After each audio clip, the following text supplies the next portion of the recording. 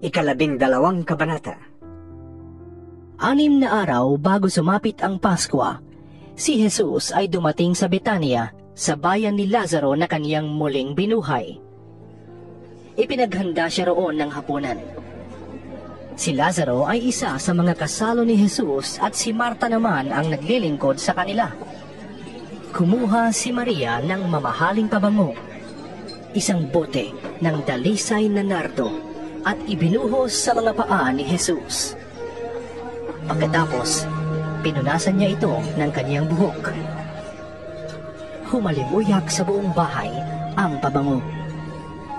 Ito'y pinuna ni Judas Iscariote, isa sa mga alagad ni Jesus at siya ring magkakanulo sa kaniya. Sinabi niya, "Bakit hindi na lamang ipinagbili ang pabango at ibinigay sa mga dukha ang pinagbilhan? Maaring umabot sa 300 salaping pilak ang halaga ng pabangong yan." Sinabi iyon ni Judas hindi dahil sa siya'y may malasakit sa mga dukha, kundi dahil sa siya'y magnanakaw. Siya ang nag-iingat ng kanilang salapi at ninanakawan niya ito. Ngunit sinabi ni Jesus, Pabayaan ninyo siya. Hayaan ninyong gawin niya ito bilang paghahanda para sa paglilibing sa akin. Habang panahoy kasama ninyo ang mga dukha, ngunit ako'y hindi ninyo laging makakasama. Nabalitaan ng maraming Hudyo na si Jesus ay nasa Betania, kaya't pumaroon sila. Hindi lamang dahil sa kanya, kundi upang makita si Lazaro na kaniyang muling binuhay. Kaya't binalak ng mga punong pari ng mga Hudyo na ipapatay din si Lazaro, sapagkat dahil sa kanya'y maraming Hudyo ang humihiwalay na sa kanila at nananalig kay Jesus. Kinabukasan, nabalitaan ng maraming taong dumalo sa pista na si Jesus ay papunta sa Jerusalem. Kumuha sila ng mga palapa ng palmera, lumabas ng lungsod upang siya'y salubungin. "Hosanna! Purihin ang dumating sa ngalan ng Panginoon! Purihin na ang Hari ng Israel!" Sigaw nila. Nakakita si Jesus ng isang batang asno at sinakyan niya ito, gaya ng nasusulat. "Huwag kang matakot, lungsod ng Siyon. Masdan mo, dumarating na ang iyong hari, nakasakay sa isang bisirong asno." Hindi ito naunawaan noon ng kaniyang mga alagad. Ngunit matapos na si Jesus ay muling mabuhay, ay naalala nilang ganoon nga ang sinasabi sa kasulatan tungkol sa kanya. At iyon nga ang nangyari. Ipinamamalita naman ng mga taong kasama ni Jesus ang ginawa niyang muling pagbuhay kay Lazaro. At iyon ang dahilan kaya siya sinalubong ng napakaraming tao. Nabalitaan nila ang himalang ginawa niya. Kaya't nasabi ng mga Pariseo, Walang nangyayari sa pagsisikap natin. Tignan ninyo, sumusunod pa rin sa kanya ang lahat. May ilang Griyegong dumalo sa pista upang sumamba. Lumapit sila kay Felipe na taga Betsaida sa Galilea at nakiusap. "Ginoo, ibig po naming makita si Jesus." Ito'y sinabi ni Felipe kay Andres at magkasama silang lumapit kay Jesus at ipinaalam ang kahilingan ng mga iyon. Sumagot si Jesus, Dumating na ang oras upang parangalan ang anak ng tao. Tandaan ninyo, kung hindi mahulog sa lupa ang butil ng trigo at mamatay, mananatili itong nag-iisa. Ngunit kung ito'y mamatay, ito'y mamumunga ng sagana. Ang taong labis na nagpapahalaga sa kanyang buhay ay siyang mawawalan nito. Ngunit ang taong nabubuot sa kanyang buhay sa daigdig na ito ay siyang magkakaroon ng buhay na walang hanggan. Ang naghahangad na maglingkod sa akin ay dapat sumunod sa akin. At saan man ako naroroon ay pumaparoon din siya. Pararangalan ng Ama ang sinumang naglilingkod sa akin. Ako'y napapagabag ngayon Sasabihin ko ba, Ama, iligtas mo ako sa oras na ito? Hindi. Sapagkat ito ang dahilan kung bakit ako naparito. Ama, parangalan mo ang iyong pangalan. Isang tinig mula sa langit ang nagsabi, Pinarangalan ko na ito at muli kong pararangalan. Narinig iyon ng mga taong naroon kaya't sinabi nila, Kumulog! sabi naman ng iba. Nagsalita sa kanyang isang anghel. Sinabi sa kanila ni Jesus, Ang tinig na yon ay ipinarinig para sa inyo at hindi para sa akin. Panahon na upang hatulan ang mundong ito. Itatapon na ngayon sa labas ang pinuno ng mundong ito. At kung ako'y maitaas na, ilalapit ko sa akin ang lahat ng tao. Sinabi niya ito upang ipahiwatig kung paano siya mamamatay. Sinagot siya ng mga tao, Sinasabi sa kautusan na ang Mesyas ay mananatili magpakailanman. Bakit mo sinasabing dapat maitaas ang anak ng tao? Sino ba ang anak ng tao? Sinabi ni Jesus sa kanila, Kaunting panahon na lamang ninyong makakasama ang ilaw. Lumakad kayo habang kasama pa ninyo ang ilaw upang hindi kayo abutin ng dilim. Hindi alam ng lumalakad sa dilim kung saan siya pupunta. Sumampalataya kayo sa ilaw habang kasama pa ninyo ang ilaw upang kayo'y maging mga anak ng kaliwanagan. Pagkasabi nito, si Jesus ay umalis doon at hindi na nagpakita sa kanila. Kahit na nasaksihan nila ang maraming himalang ginawa niya, hindi pa rin sila nanalig sa kanya. Nangyari ito upang matupad ang sinabi ni Propeta Isaias. Panginoon, sinong naniwala sa aming ipinahayag? Kanino mo ipinakita ang iyong kapangyarihan? Hindi nga sila makapaniwala sapagkat tulad ng sinabi ni Isaias, Pinulag ng Diyos ang kanilang mga mata at pinatigas ang kanilang mga puso upang sila'y hindi makakita. Na makaunawa ang kanilang mga isip, baka pa sila'y manumbalik sa akin at sila'y pakiringin ko. Sinabi ito ni Isaias sapagkat nakita niya ang kaluwalhatian ni Jesus at nagpahayag siya tungkol kay Jesus. Gayunman, marami ring pinuno ng mga Hudyo ang nanalig sa kanya. Ngunit hindi nila maipahayag ito dahil sa takot sa mga Pariseo. Baka sila itiwalag sa sinagoga. Inibig pa nila ang kalugdan sila ng tao kaysa kalugdan sila ng Diyos. Malakas na sinabi ni Jesus, Ang nananalig sa akin ay hindi lamang sa akin nananalig, kundi pati sa nagsugo sa akin. At ang nakakita sa akin ay nakakita na rin sa nagsugo sa akin. Ako'y naparito bilang ilaw ng sanlibutan, upang ang manalig sa akin ay huwag manatili sa kadiliman. Hindi ako ang humahatol sa taong nakikinig ng aking salita, ngunit ayaw namang sumunod dito, sapagkat hindi ako naparito upang hatulan ang sanlibutan, kundi upang iligtas ito. May ibang hahatol sa mga ayaw tumanggap sa akin at sa aking mga salita. Ang salitang ipinahayag ko ang hahatol sa kanila sa huling araw, sapagkat hindi ako nagsalita ng mula sa sarili ko lamang. Ang Ama na nagsugo sa akin ang siyang nag-utos kung ano ang aking sasabihin at ipapahayag. At alam kong ang kanyang utos ay nagbibigay ng buhay na walang hanggan. Kaya't ang ipinasasabi ng Ama ang siya kong ipinapahayag. 13 kabanata. Bisperas na noon ng Paskwa. Alam ni Jesus na dumating na ang panahon ng kanyang pag-alis sa daigdig na ito upang bumalik sa Ama.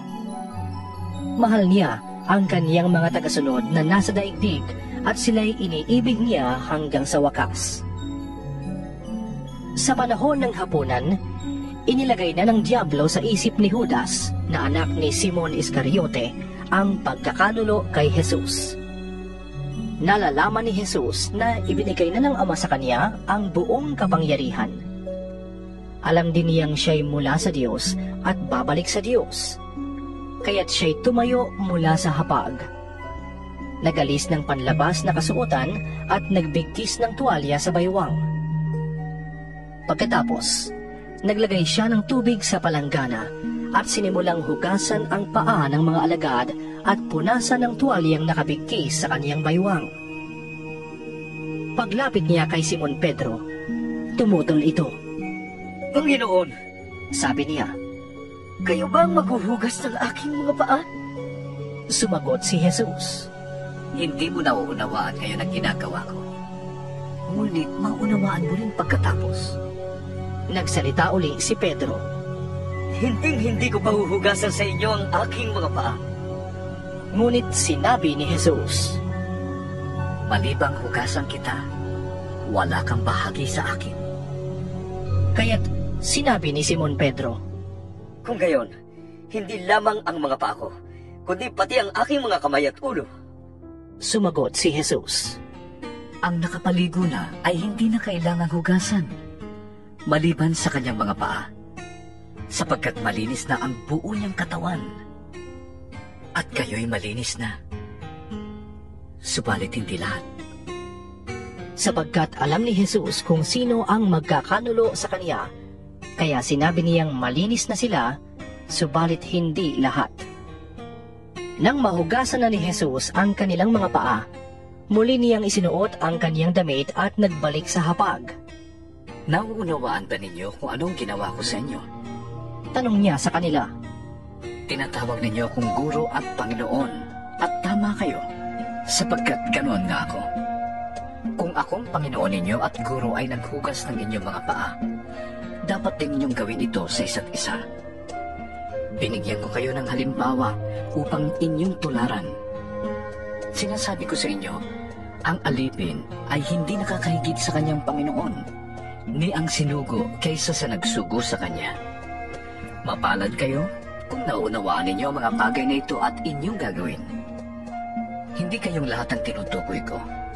Nakikilala ko ang aking mga hinirang. Ngunit dapat matupad ang sinasabi sa kasulatan.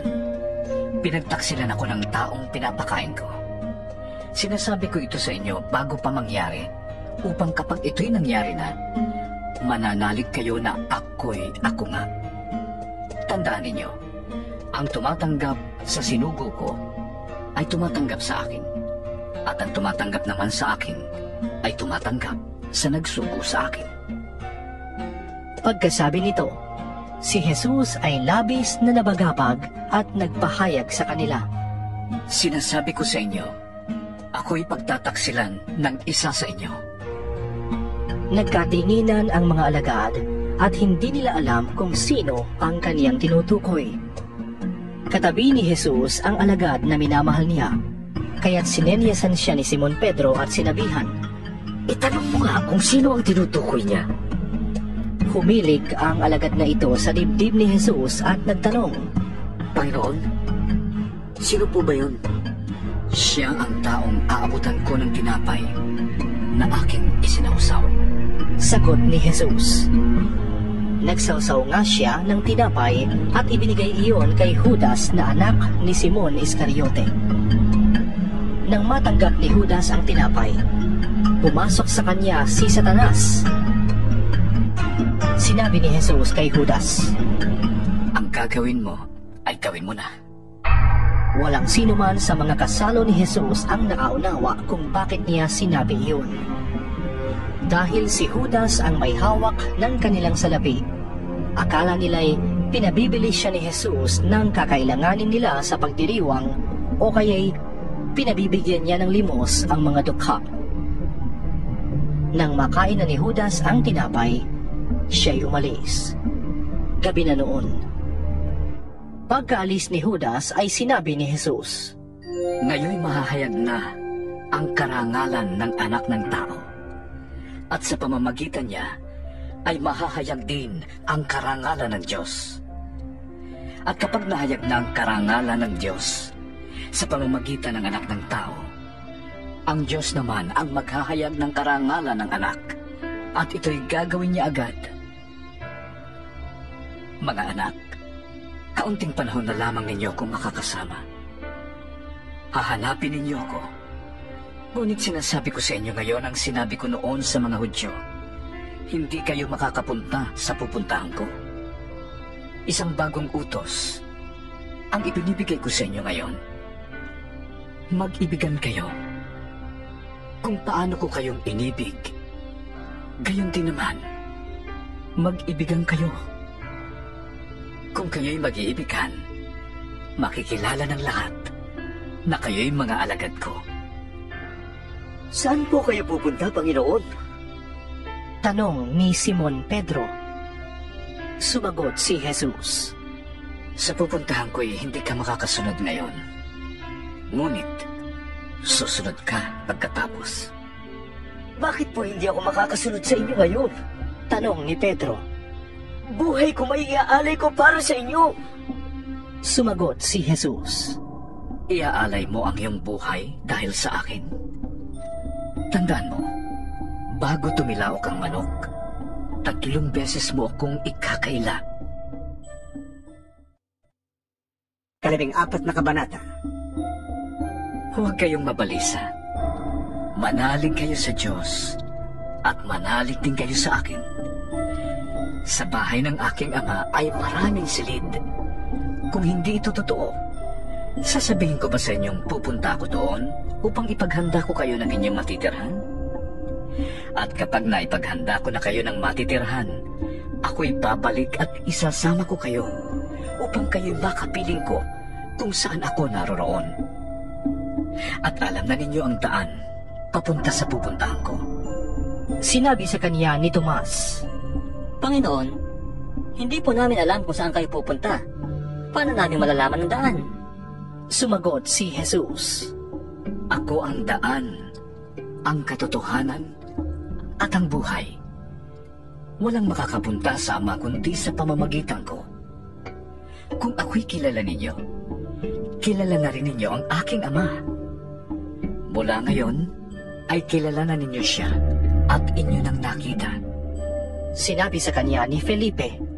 Panginoon, ipakita po ninyo sa amin ang Ama at masisiyahan na kami. Sumagot si Jesus. Felipe, kahit tagal na ninyo akong kasama, hindi mo pa ako nakikilala?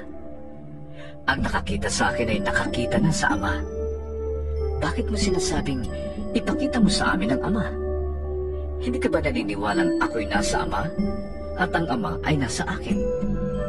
Hindi sa akin galing ang sinasabi ko sa inyo.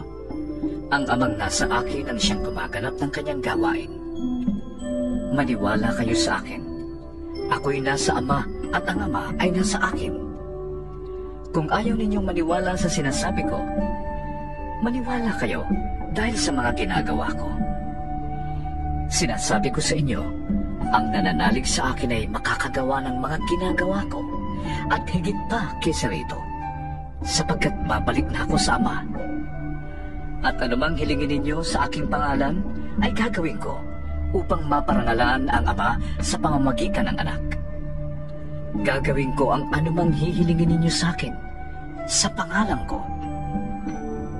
Kung iniibig ninyo ako, tutuparin ninyo ang aking mga utos.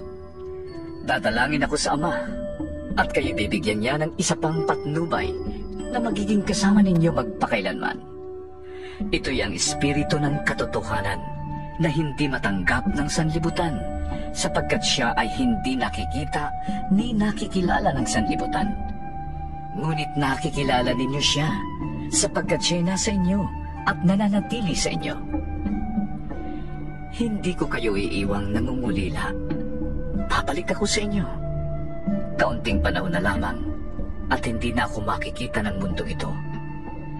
Ngunit ako'y makikita ninyo sapagkat mabubuhay ako at mabubuhay rin kayo.